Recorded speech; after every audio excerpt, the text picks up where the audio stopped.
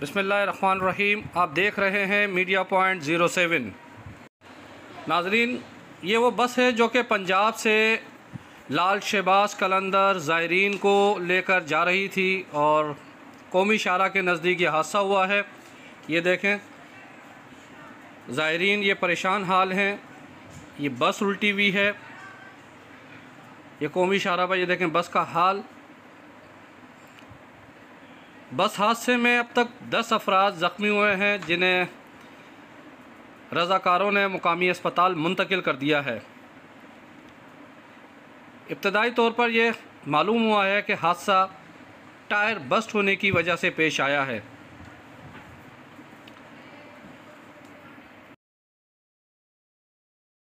जिन दोस्तों ने अभी तक चैनल को सब्सक्राइब और लाइक नहीं किया है, वो लाइक करें, सब्सक्राइब करें, बेल दबाएं ताकि मज़ीद बेहतर ख़बरें, मूवीज़ आप तक पहुंच सके। Parvez Khan, media point, Sukkur.